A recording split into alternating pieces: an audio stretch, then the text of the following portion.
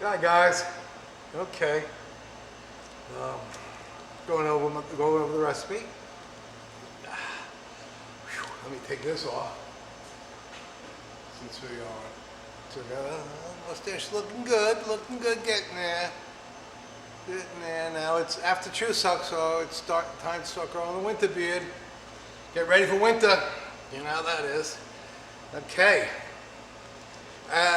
Let's see, you saw the introductory Chuseok video, charcuterie, and now we're here at the pate. This is the French class, obviously, hopefully. Got there, right? And pate de champagne, which we went through the ESL recipe, which was part of your homework. Part of your homework is to give me a samgyetang recipe. I like that. Sausage, that is. Let's go through the checklist here. Pork butt. Now, I'll show you a little closer up of that. Let me get a plate.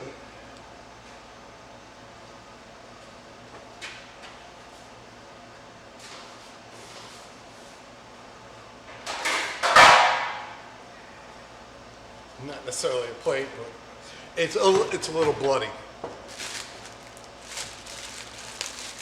Now we talk about fat content, and this is what, 5% maybe? This is actually very lean. Not that very, really. No, guys are not very good at cutting. This is a little lean, so what do? Really? You wonder, when you see little pieces like this, you wonder if they just scraped it off the floor. Really, not very professional. So I ordered some pig fat. Lard, pig fat is lard. Tallow is beef fat. Just covering that up. So let's see if we can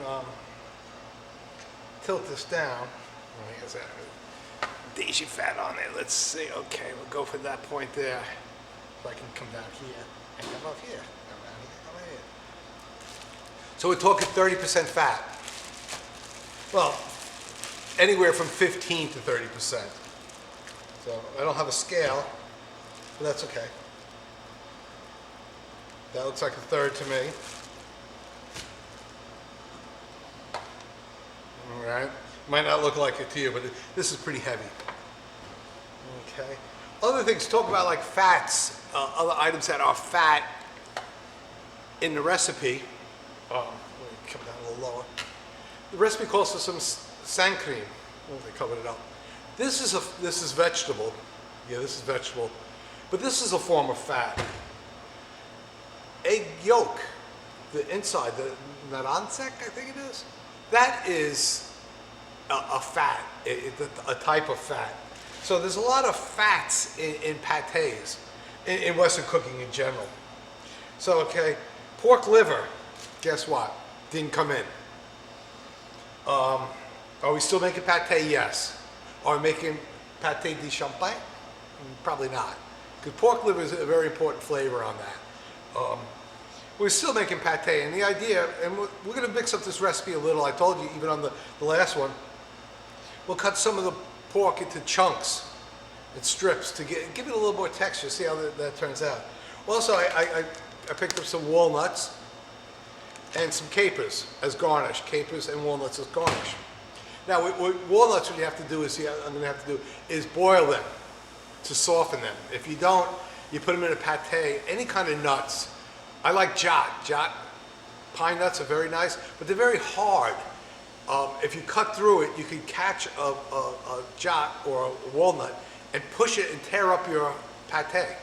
Because it won't cut through it, it'll just push it through and make a mess. So you have to, jat is a hard thing to use. I like using pistachios because you blanch them off and you take off the skin, but they soften up, and walnuts soften up too. Onion, voila, l'oignon, garlic. Where did that put you? There we go. I got a double deuce here. A little extra garlic, why not? Parsley, somewhere around here. Okay, so just parsley stems. Bread flour. Egg. salt, white pepper, brandy, heavy cream, bacon. Bacon's in the freezer. You want it really cold to work with. Bay leaves and some pate spice, which we're going to mix up some pate spice now. Move this. I'm going to put this right now over here on ice. That's a key point about it making pâtés. You keep everything cold. Underneath the ice is the grinding machine to keep it cold. So you're going to keep everything cold that way. Tilt you down, because since we're only making one, it's kind of hard to do a small amount of pâté spice, but thyme.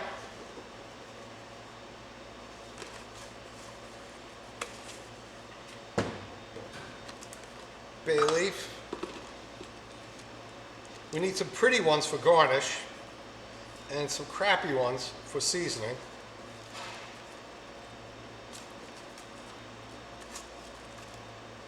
That'll be enough of that. Bay leaf is a very important flavor. I think you guys know that if you've been in Western cooking. Let me come down here. I should get a chair or something. Huh? Bay leaf is very important in stocks. Here's some basil. Now, like I said, these spices can be whatever you, as a chef, really want to use. You don't necessarily have to follow my recipe, but it's a good recipe to start with. The white pepper,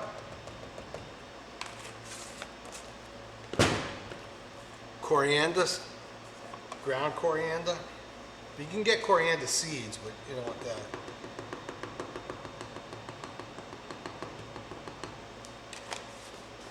Okay, and we got some cloves. We got whole cloves. So what I'm going to do is take one, and not even use one. We're going to just chop off a little of that, scrape off a little of that. Nutmeg.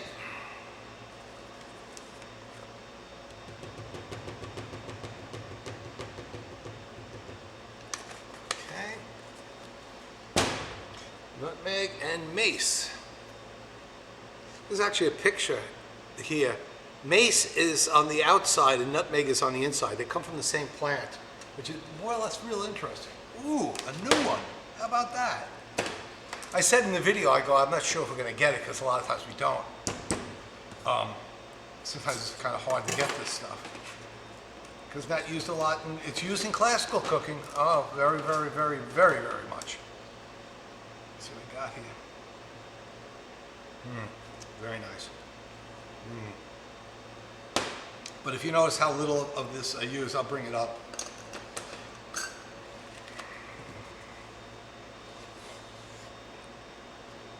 A lot more herbs, little spice. Herbs are leaves, spices are the nuts and seeds. I'm going to put those together, and here's the clove. And what I'm going to do with the clove is just, and very little of it, I'm going to take the knife and I'm going to just scrape it off into the dry mix.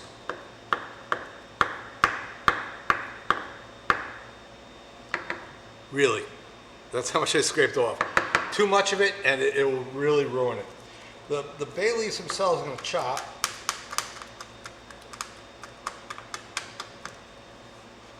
And they will soften as they cook, but if they're too big, they won't soften up enough. We need a third leaf, I think. Maybe two.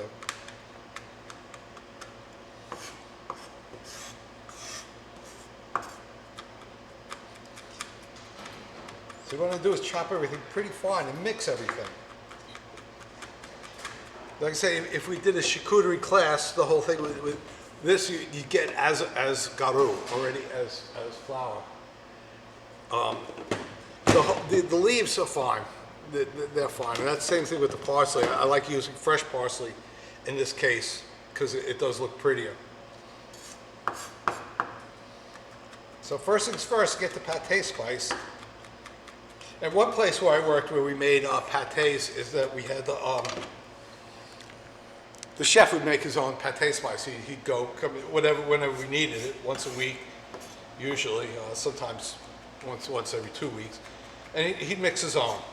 And he would just give us a half kilo of it. You don't want to mix too much ahead of time because it loses flavor. And let me just show you what we got now. pretty much a fine dust. All right. And any large piece, you want to just cut it up. Anything large will soften. Now, so you could use whole peppercorns, tonghuchu. You boil, I shouldn't boil, I should say boil. Simmer those until they're soft. Or you can buy green peppercorns in a can, and they're non-ripe pepper. And they're really, really nice. And they're used an awful lot in French cooking and modern French cooking. Not so much classical. Okay, so we got the pate spice. Now, I got the pans. They're rather small, but they'll work. So what I'm doing is get all my mise en place ready together. We need a few more nice bay leaves because they're going to be garnished. It's small too.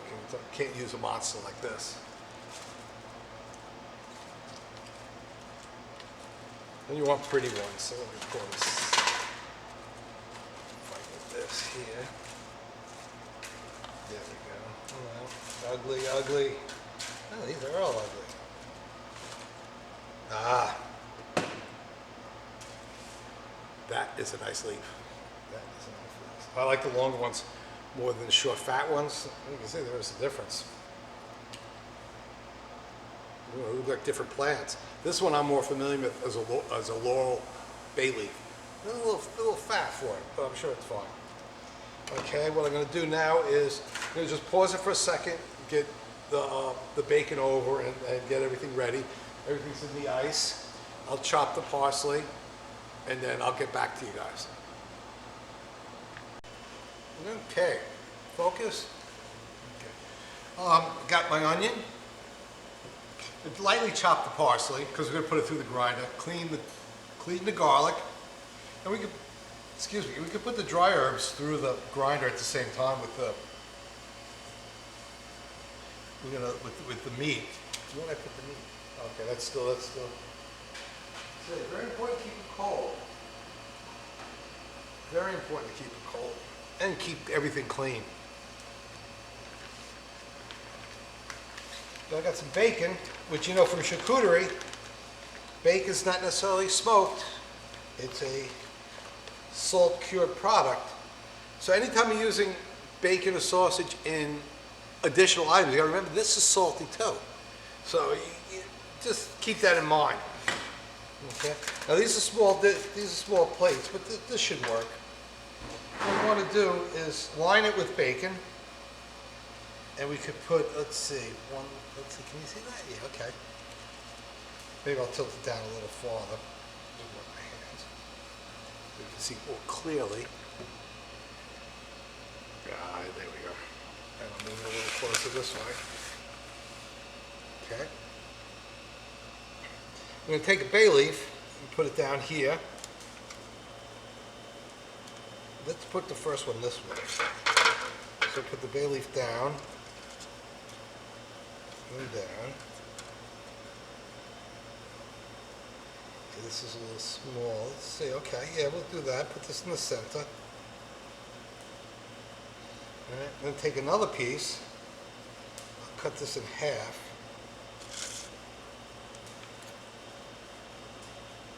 Nice and long, at least. All right, we'll lift this up. See where the bay leaf is? Lay that across it.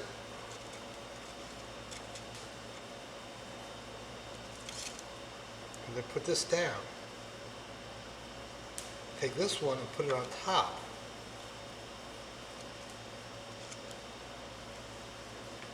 Take another piece. This is all fat. It's all Geedom, which you guys love, that's for sure. I find it a little too fat. Okay, put one down here. And lift this one up, fold it over, lay that on top, move it over. Oh yeah.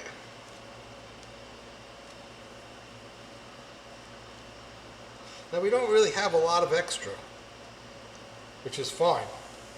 If you had a lot of extra, well this you could trim this off.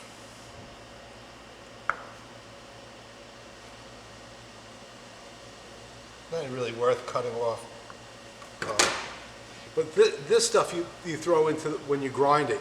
You grind with it. Nothing wrong with that. It gives it a lot of flavor. Let's do it again. I'm going to put our 2 leaves down. Basically doing what's called a basket weave. Up, down, up, down, up, down. I think that kind of, I'm looking at the camera, but something like that. So put the leaves down. Bacon's this size is perfect for this particular folding.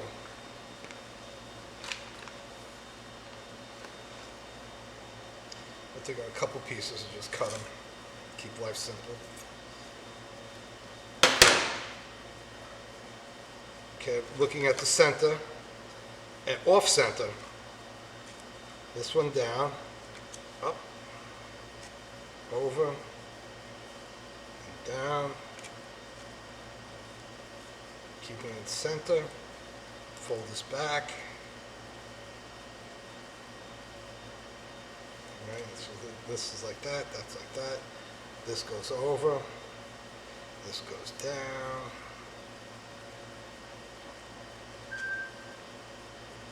What was that beep? I'm running out of space. And this folds over. This one on top. And that's it. And we do have a little extra. Like I said, it's fine. We'll use that we'll grind that up. That's away. I'm going to put this on the ice.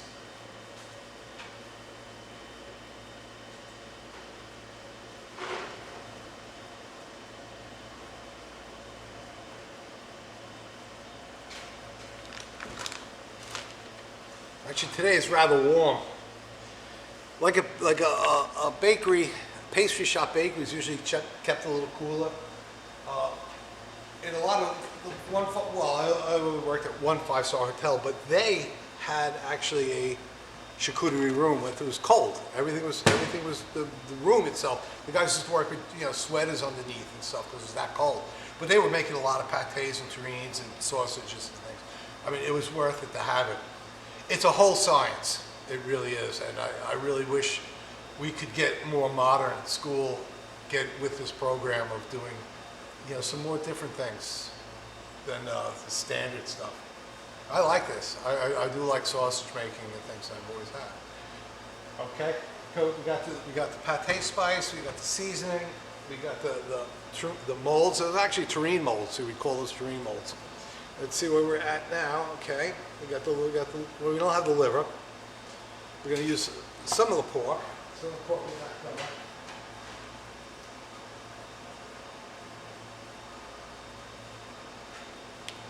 So I'm looking at this. I'm going to cut out this top part. Can you see that? Tilt this down a little better.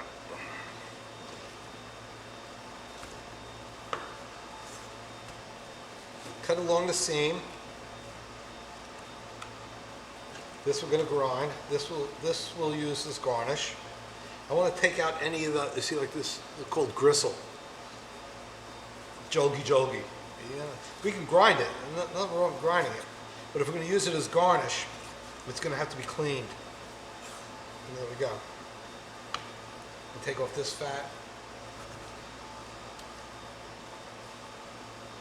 That's fine. Let's use this.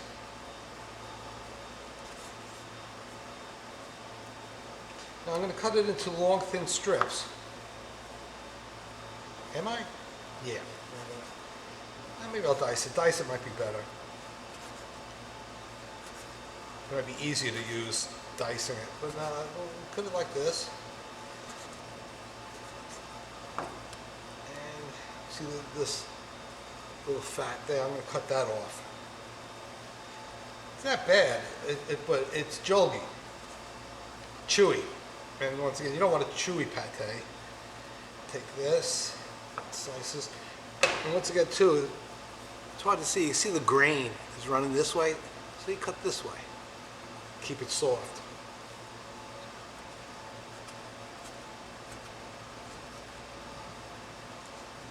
Now what I'm going to do, this is a little change of the recipe, but It's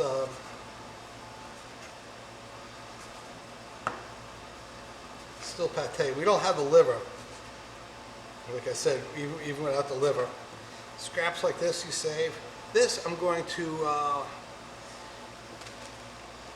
marinate this a little in brandy. The recipe calls for brandy, so nothing wrong with that. Brandy's made from wine, basically, reduced wine. You can see it almost soaks it up. This is to give it impart a nice flavor. Okay. You see. Yeah, this is this is what I miss in class time. My poor laptop is a mess with touching it. That's what I miss in class time a lot, is just the smell of the brandy makes me hungry. And you got this gogi smell, and I got the thyme and the basil, and it's just, oh, it's making me hungry. This we're going to grind. Actually, all this we're going to grind. This is leftover bacon, the onion, parsley. Let me bring this up a little easier. The garlic, the pate spice. I didn't add any salt yet. And just keep that in mind, because this is going to have some salt to it, so I'm going to check it first. I'm going to grind this on the medium, on the large die, and then the medium die. The medium die, the fine die, excuse me. And the medium die, and then the fine die, right? And we're going to keep this I guess you could even call garnish. We're going to garnish with that, some capers, and I got the walnuts just blanching over here. Nothing really to see there, that's for sure. It's just walnuts and water. Let me rearrange the camera, get everything ready for grinding, and I'll catch you in a second. Are we running? Oh yeah. Hi guys. You don't know how hard it is filming. It's really difficult, especially when you're by yourself. You got to run around and get everything together. Plus, I got rendering a PowerPoint and got other class work going on my computer. So I'm running back and forth, but it's okay. Got the mixing, the motor, once again. Very powerful. All the lights dim when you turn that on. So I'm going to stand up and assemble the grinder. Everything's on ice. Here's our garnish. I should turn off the walnuts. Oh yeah.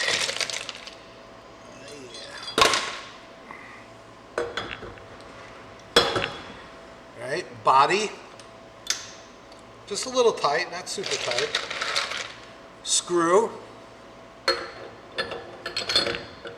You guys should be pretty familiar with everything now. Knife, cowl. Once again, it goes flat against it. If you put it the other way, you see you have an air gap. You don't want that, you want that.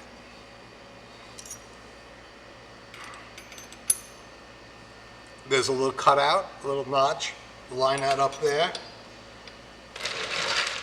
End cap.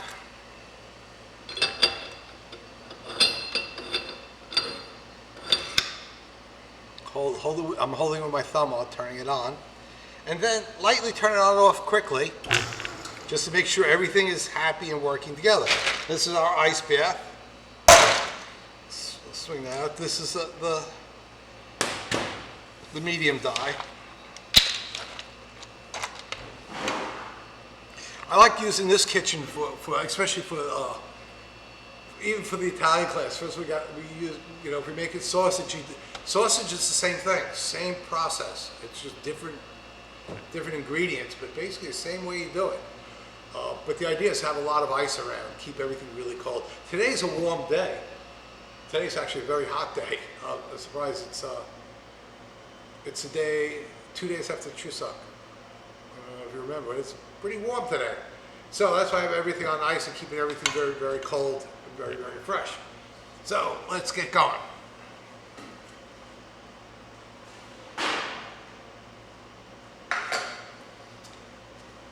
Okay. Pusher and base.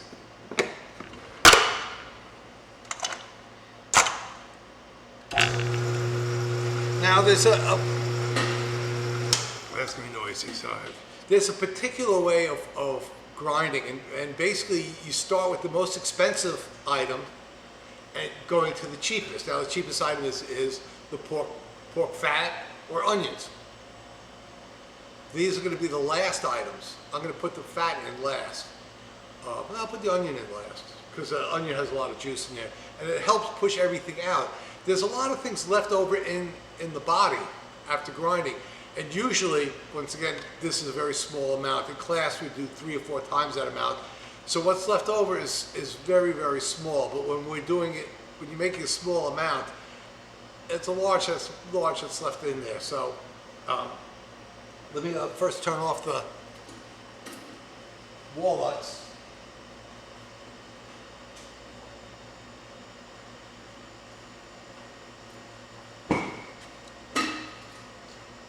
See, I just blanch them. Just gonna slightly simmer them. Yeah, you got walnut tea. I actually am surprised how dark that is. It smells good. I'm gonna let those just seep and cool, and we're gonna start grinding. I'll start the grind, and you won't really hear me, so it doesn't matter.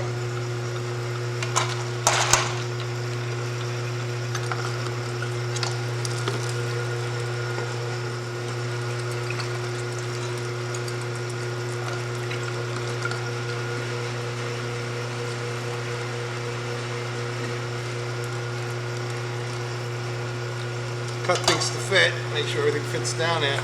Don't use your fingers, don't do this. Use the plunger. You just do little scraps of bacon and leftover things like that. Really don't have, this is already pre-ground, which is unusual. Usually the bacon fat comes in whole. Take my garlic.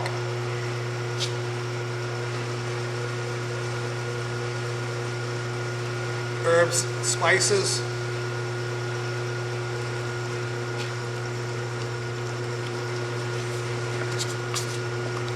Let the machine do the work.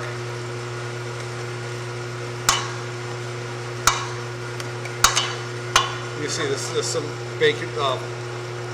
This is already ground, so I'm not worried about it. And get that in. Coming out pink now because the fat will do that. Then I'm going to use the onion at the end to force everything else out. There it goes.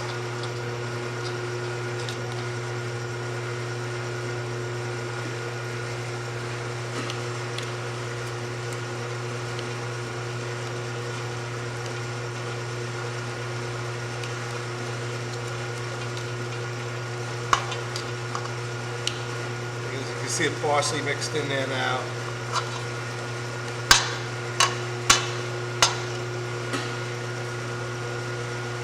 My pate spice, just throw that in there. Just let that run for a while.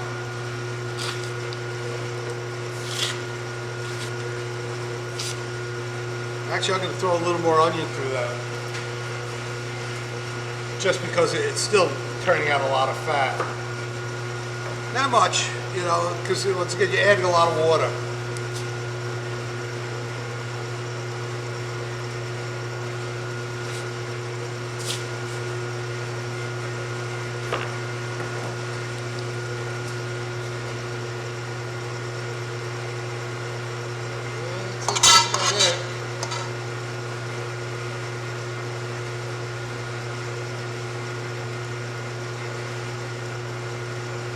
Stuck in there.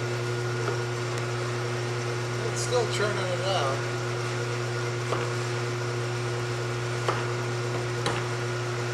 Because when the onion comes out, it usually comes out like water. Just put a lot in there. Yeah, that's pretty much pushes everything out. There you see now we're getting the liquid. That is the end of the. That's the end of it there. That's ground onion. You don't want too much onion in there because that's too much water. Okay, we'll put that aside to keep it in the ice bath. Put it over here. And I'm gonna have to pause you guys so I can clean my hands and get back to you. Okay, before I move everything, I was just about to move everything over there and start working, putting the pate together. One thing I want to show you a little more meat, the walnut. I like walnuts. When we in class, basically, one team, two team, three teams. You just team by team by team, because the nature of this, the mixing machine, the grinder itself, leaves a lot of leftovers in there, and I want to show you. So, when cleaning, take this off. Right. Loosen the cap. Now be careful, everything's cold, wet, and greasy, so it's easy to drop it. Turn it on and off real quick. It'll push it out. And you can see the dye. And see all this extra in here?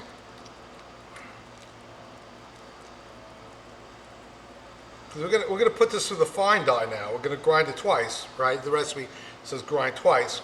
First medium dye, then fine dye. We're gonna take all this out first. You can see it all just sticks in here. A lot of this is like extra onion. I know that, so we're not gonna put that in. I'm not gonna wash it either, but I will add the knife back and the fine dye.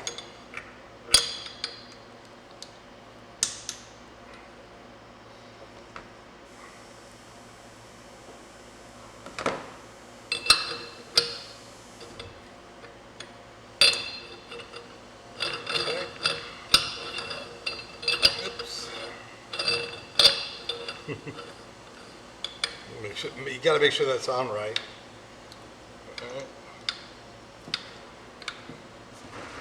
Don't make everything super tight. Tight, yes, but not super tight. On, off. Make sure it's happy. Now this stuff here, this is all edible. This is just what gets caught up in the grinder. Take a knife too, flat end, the sharp end of the knife, and just scrape it.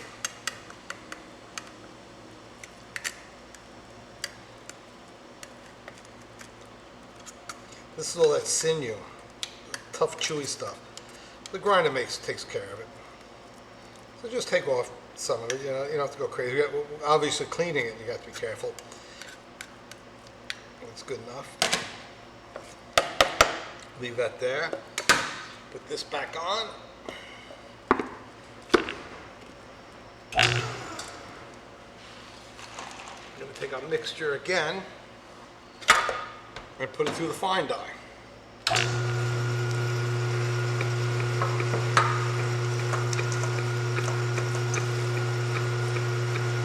piece of meat.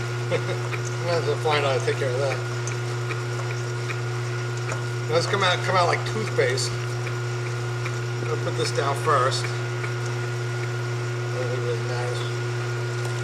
And piece by piece, blob by blob.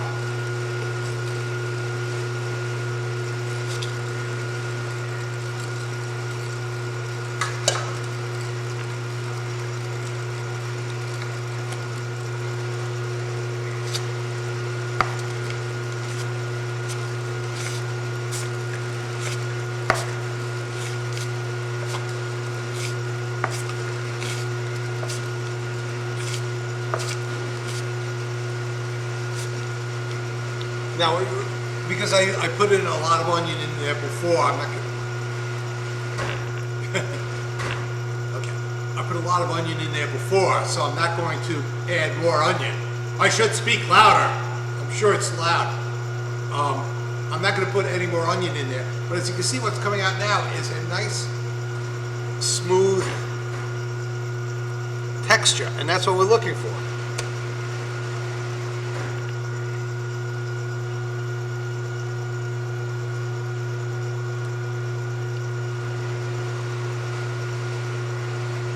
Okay, I'm gonna pause you guys and then move you. Okay, resumed. There we go. Okay, I just moved everything over here. Ice bath. I think right now you can probably see what I'm talking about when I talk about Spam. How you end up with something that really looks like Spam. Because the fat and water make it white. It'll cook, it'll change colors as it cooks, but it's going to be a light colored. Now we're going to add our seasoning. Now, this, remember, if you remember this, I had the brandy in there. So we're not going to add extra brandy. We don't want too much brandy in there. We'll mix that in last. Flour and eggs.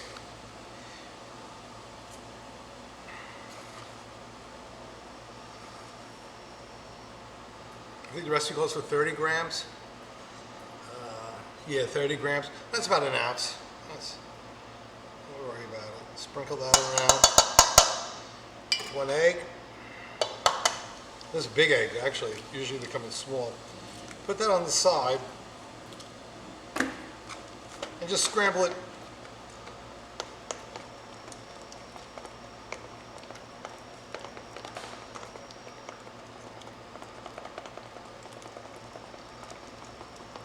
Should use a fork, but just scramble it lightly.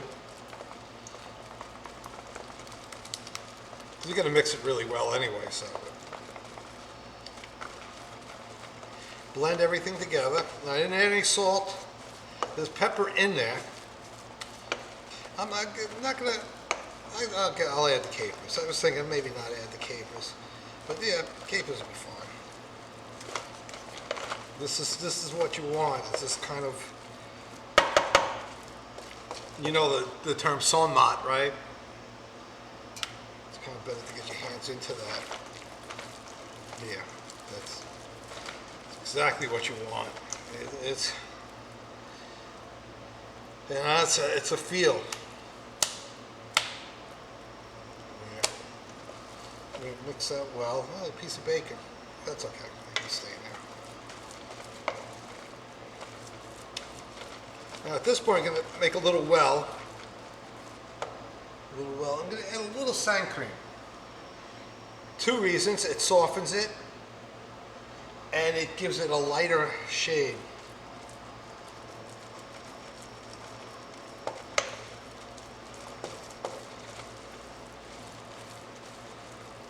Now we didn't add that much bacon, so, but I'm going to add some salt now because I know we're going to need some salt, but once again, you be careful.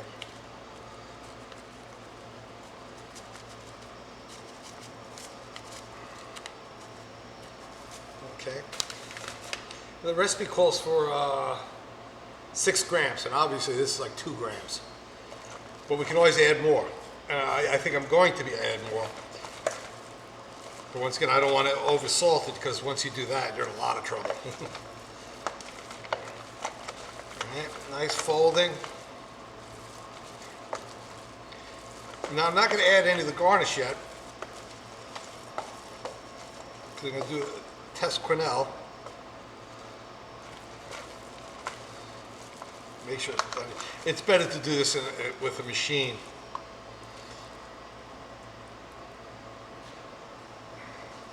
Tilt you over. Tilt you up. Hi guys.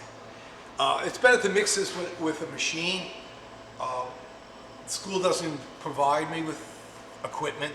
I mean, obviously you can see that this stuff is pretty old. Now that pan got too hot, and the idea is to cook it lightly.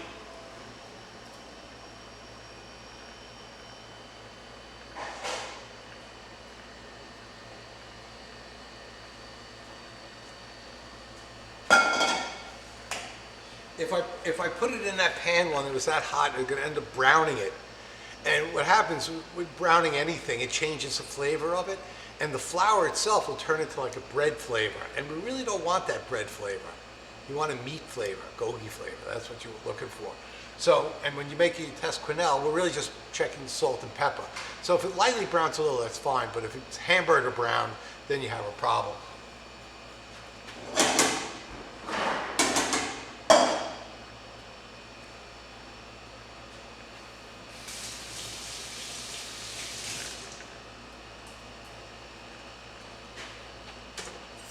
And you see the amount of handling.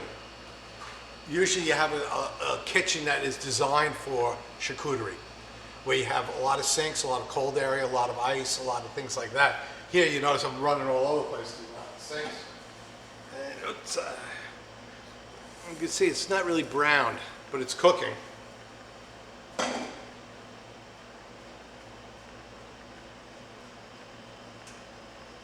I know in class a lot of you guys take it and you make little hamburgers out of it. And it's kind of nice. Nothing wrong with that, but it's not a pate.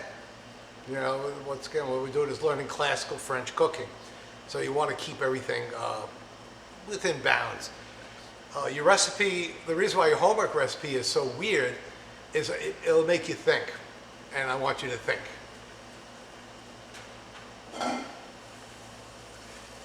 Okay. See, this browned a little, which I didn't want to do, but it's very hard to do that. Do I have a plate? No. I'll be a man about it. Just make sure it's cooked. Oh. No more salt. Oh.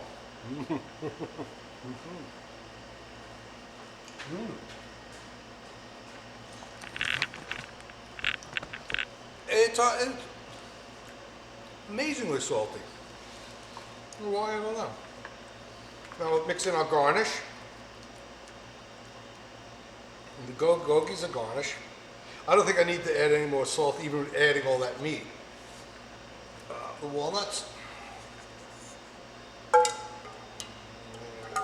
Not too much. Once again, garnish is a garnish. Meat garnish is different. Walnuts, you just really want little pieces of it, not a tremendous amount of it. Keep it cold.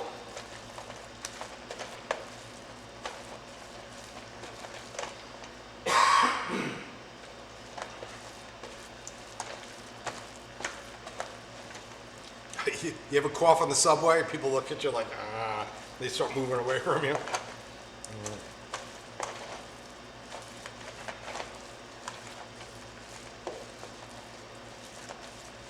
And I'm going to cook. I didn't turn on the oven yet because of noise, the fan and the.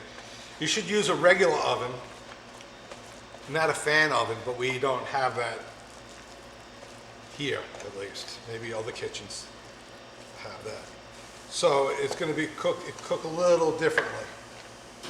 I'm going to get my hand in here because that's the only sure way you're going to get anything mixed well. I like this. This is nice. I'm not going to add any capers to it. I was going to, decided not to. Two reasons. First of all, I don't think the sourness would be helpful to this particular recipe.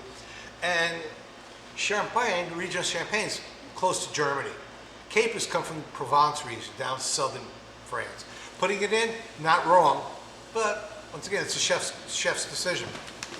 Let's move on now.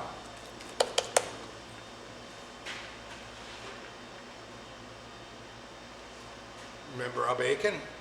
Okay. My hands, I didn't even rinse my hands. There's no reason to. Nice and cold. Pack it in. In other words, don't leave any air spaces.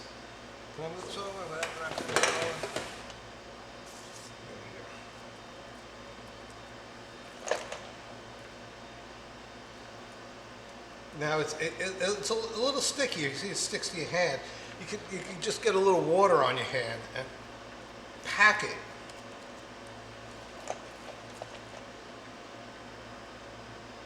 Don't worry about the meat garnish. It should do fine by itself.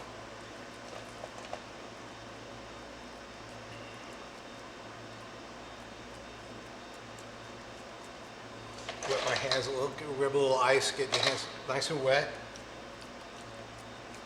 but not dripping wet. Take it,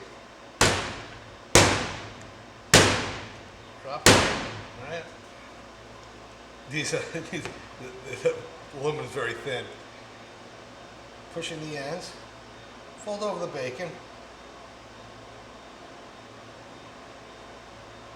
This will be the bottom. This will be the top after it's cooked, so don't worry about that. See, nice and packed. It looks like we got a second one coming up. And you know, let's keep everything on ice. Keep everything cold until we cook it. I'm gonna have to probably get some aluminum foil, which I don't see any of that anywhere.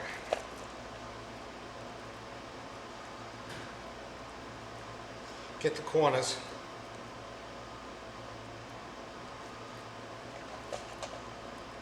Yeah, so what I'll do after I pack this, you have to always preheat the oven. Remember the oven. Step 1, preheat. Right? Step 2, check the racks. Check 3, put it in the center. And always you have a drip pan, if you have a drip pan, which you don't have drip pans. Another reason I don't understand. Drip pans are good. Pack, pack, pack. Almost a perfect amount for these pans. Now as it cooks, it's gonna, what we call crown, it's gonna go up and then down a little, and sometimes you have to just trim it off to make it flat. So you don't really worry too much about what this looks like down here. But you want to make it even. So make more sense. You'll see when we cut it down after we cook it. You'll see. These things ride out. I noticed that.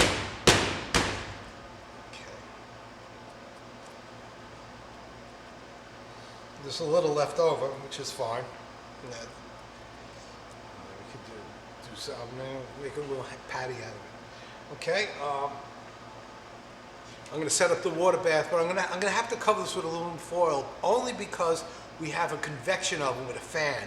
The top of it will brown and become actually hard, and we don't really want that. Pâtés are soft. So I'm going to pause you again, and I'll meet you at the oven. Okay, just grinding it up, taking a walk. Maybe this way's a little better. Hi guys. Hi guys. Okay, I preheated the oven to the prescribed temperature. This is once again, we talked about this oven. Look at it, it's flashing there.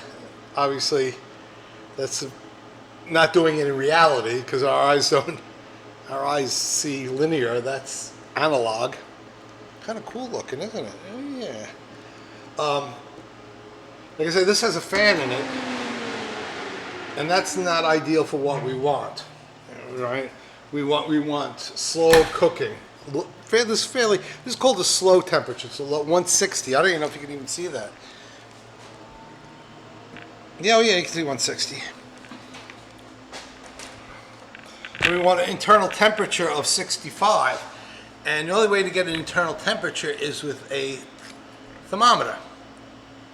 And this one's in Fahrenheit. I'm more familiar with it, so I'm more comfortable with it. So 65 degrees centigrade is 150 Fahrenheit. So I'm going to go 150 on that. I got the water. Water bath, the pâtés,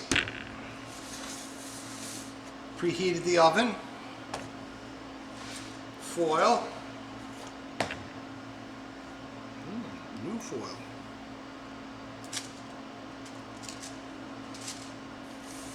very thin foil, wow.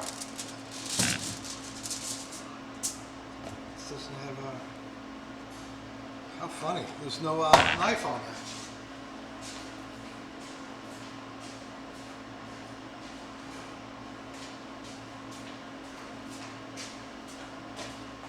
How weird.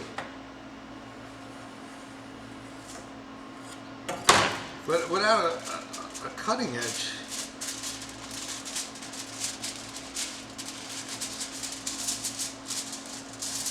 We end up ripping it.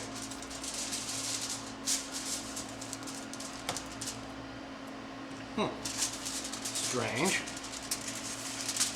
So, make a nice little wrap. I wouldn't worry too much about that little piece of tape. That shouldn't be a problem. We'll see when we take it out. And do that again. See how it rips? That's kind of just the way it does. That's why. Go figure. Go figure. Usually there's a little cutting blade on it. Once again, when you guys are chefs, you guys gonna be doing the purchasing. Oh, the aluminum foil has two sides too. Dull side, shiny side. Dull side, shiny side. Shiny side up, generally. Now, this is not, the aluminum is not good to touch the meat. But we really have no choice at this point. And it shouldn't have. We should be able to cook it without. Make some vent holes.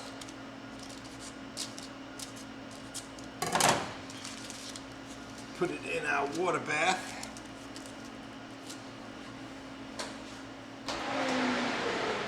You can hear that's a very powerful fan. It's a very powerful fan. And lift this up gently. Once again, you don't want to get everything in there. Just a point too. You either can put it in holding it this way, or the way I prefer is end to end, so you have more control over it. Taking it out is a different story.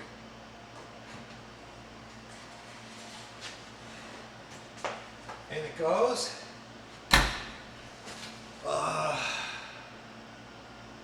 I would give it a good 25 to 30 minutes before I poke it, before I check it. You don't want to open and close it. You want to just let it cook. And then let it cool in the refrigerator. Now taking it out of the water bath, what I really would suggest, like we do in class, you take them out one by one and let it cool and take out the water. In hotels and restaurants, we take everything out, but you gotta just be very, very careful. It's pretty dangerous, as anything in a restaurant is dangerous.